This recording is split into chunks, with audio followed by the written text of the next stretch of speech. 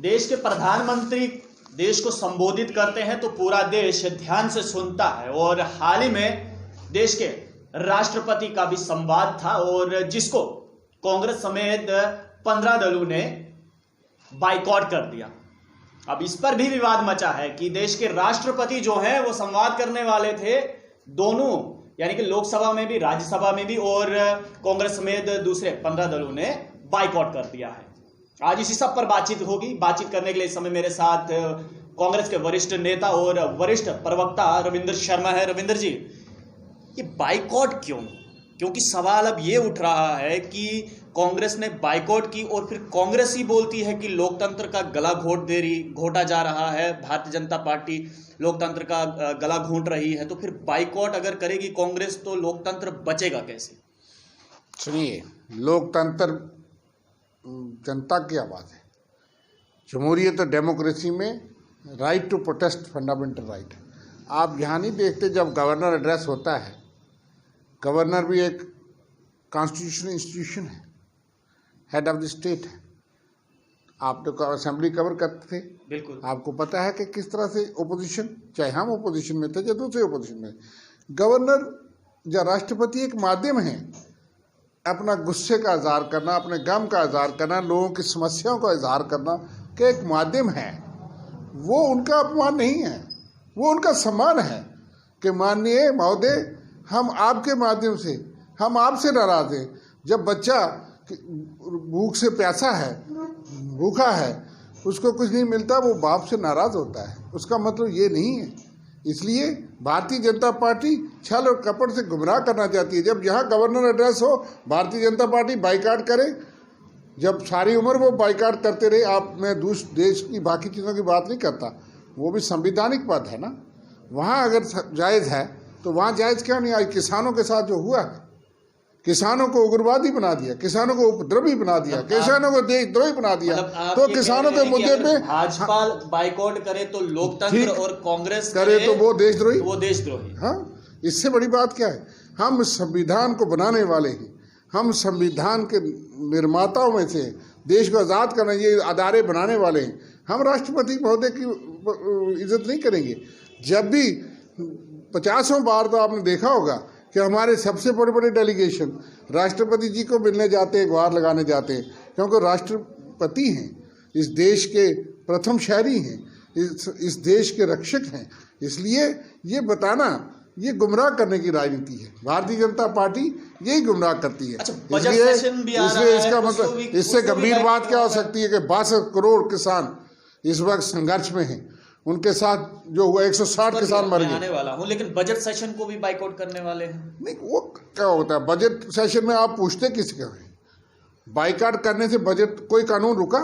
यहाँ पे हमारी मेजॉरिटी थी राज्यसभा में, आपने गिनती ही नहीं करवाई। आपने किसान बिल पास कर लिए, ध्वनि आवाज़ दो हम एक हैं, और वोटिंग नहीं करवाई। क्यों? तो कानून पास करने थे, क्योंकि पीछे बड़े बड़े लोगों ने कहा था, पूंजीपतियों ने। इसलिए बजट रुकता क्या? बजट में आपको मशवरा देंगे, उधर से गालियाँ ही सुनाएंगे। वो कहेंगे आपको तो अर्थमेटिक नहीं आता, आपको अर्थशास्त्री नहीं आती, ये 2/2 5 होते हैं। वो तो जीडीपी भी 2/2 जमा 2 करके 5 करते हैं। वो कहते हैं हमारे जीडीपी। इसलिए उन्होंने जो करना है, इससे ये नहीं कि लोगों को तनख्वाह 5 ट्रिलियन पहुंचा देंगे, नहीं, वो पहुंच रही है, लेकिन यह है कि -23% पहुंच गई। इतना हमें पता है, दुनिया को पता है। अनएम्प्लॉयमेंट में 45 साल का रिकॉर्ड टूट गया। मोदी जी तो 60 महीने मांगते थे, 60 महीने में 45 साल का रिकॉर्ड तोड़ दिया। लेकिन हमें ये कहते हैं हम कौन सा बजट नहीं जाएंगे तो बजट नहीं पास होगा। हम वहाँ बोलेंगे भी उसका कोई फ़र्क पड़ने वाला नहीं। जो किताब निर्मला सीतारमण जी ने कहीं से पूछ के बनाई होगी, वो बन गई है, वो पास करनी है। आप शोर डालेंगे, आपको सुनाएंगे। जमहूरियत मर्यादाओं का पालन होता कहाँ है? कि अगर कोई काबिल आदमी भी बोल रहा है तो पहले ज़माने में होता था कि ये विपक्ष का है, बात ठीक कर रहा है, इसकी बात को इनकारपोरेट कर लो, इसकी बात को सुन लो। आज वो सुब्रमण्यम स्वामी को सुन ले तो बड़ी बात है। हमें तो छोड़ो, वो उनका अपना सांसद है, अर्थशास्त्री है, हार्वर्ड कैम्ब्रिज पढ़ाता है, कुछ ना कुछ बातें ठीक भी करता है, कुछ गलत भी करता है, लेकिन इकोनॉमिक्स में बहुत चीज़ें वो बोल चुका, उसको कोई नहीं पूछता भाई। मनमोहन सिंह जी को किसी ने पूछा नहीं। आपने नोटबंदी की, उन्होंने कहा 2% जीडीपी गिर जाएगी, करोड़ों लोग बेरोजगार हो। के लिए तो कहते हैं कि ये तो बोलते ही नहीं। जितना बोलते हैं वो कम ही बोलते हैं। एक वो होता है जो सुनता ही किसी की नहीं, वो अपने ही मन की सुनाता है। वो लोगों के मन के सुनते थे, बोलते थे लिख के, कम वो बोलना, कम बोल, action speak louder than words कहा जाता है। आप तो शब्दों से ताली बजवाते हो, मन की बात करते हो, लोगों की सुनते नहीं, लोगों को प्रदर्शन नहीं सुनते, जुलूस नहीं सुनते, वो देशद्रोही हो जाते हैं। अच्छा, 26 जनवरी को दिल्ली में इतना बड़ा हादसा हुआ, किसान रैली निकाल रहे थे, ट्रैक्टर रैली, और उनको एक रूट भी दिया गया था, लेकिन ये जो वहां पर समीकरण देखने को मिला, इस समीकरण से देश को ठेस पहुंची, देश की जनता आहत हुई है। लाल किले तक ट्रैक्टर पहुंच गए, लाल किले पर जहां पर ध्वज फहराया जाता है, राष्ट्र ध्वज, वहां पर दूसरा ध्वज फहराया गया। कैसे देख रही है कांग्रेस इस सब को? और सबसे अहम बात, ट्रैक्टर वहां पर दौड़ा दौड़ा कर चलाए गए और बीच में पुलिस कर्मियों के ऊपर से भी निकालने की कोशिश की। इस पर क्या कहना है कांग्रेस का? आज महात्मा गांधी जी का शहीदी दिन है। इस देश और दुनिया को सत्याग्रह, अहिंसा और अपने हक के लिए अपने आप को सताना, उनका ये था कि जब हुक्मरान इतना बड़ा ताकतवर हो, अंग्रेजों के साथ आप कुछ नहीं कर सकते। नेथे, गरीब, भूखे प्यासे हिंदुस्तानी अपने आप को सताओ और कोई चारा नहीं। भूख हड़ताल, मरण व्रत, महात्मा गांधी ने सत्याग्रह, उन्होंने कहा दांडी यात्रा, पैदल यात्रा, ये देश को उन्होंने दिया है, राष्ट्रपिता ने। आज के दिन आप सवाल पूछ रहे हैं, उन्होंने 60 दिन भूखे प्यासे 160 किसान मर गए ठंड में, जब आप ठुठुर रहे थे अंदर वो टेंटों में बाहर पड़े हुए। अगर उन्होंने हिंसा करनी हुई तो 60 दिन क्यों नहीं करते? कैसे हो गया? उनकी एक गलती है कि उन्होंने रैली के लिए परमिशन मांग ली। उनको शायद समझ नहीं आया कि सरकार कितनी ताकतवर होती है। अगर वो रैली के लिए परमिशन, रैली ना निकालते, वहीं बैठे रहते, तो आज ये नहीं होता। लेकिन उन्होंने रैली की परमिशन दी गई। अगर सरकार को ये अंदेशा नहीं था, अंदेशा था, परमिशन क्यों दी गई? आप कहते। और फिर अगर एक सरकार ने इतनी बड़ी अगर परमिशन नहीं देती, अगर परमिशन नहीं मिलती, तो किसान तो अड़े हुए थे ना कि रैली तो निकालेंगे चाहे आप परमिशन दें या ना। क्या होता? यही होता ना। आप परमिशन की बात नहीं है। एक इतनी बड़ी सरकार, 300-400 आदमी लाल किले पे चढ़ गया, हमारे राष्ट्रीय ध्वज का अपमान करता है। सरकार को माफी मांगनी चाहिए देश से। हम भी हाथ हैं, आप भी हाथ हैं, देश का बच्चा बच्चा हाथ है। 70 साल में 47 से लेकर के ऐसा हादसा नहीं हुआ। किसी ने उस तरफ उंगली उठा करके देखी, उस उंगली को काट दिया होगा।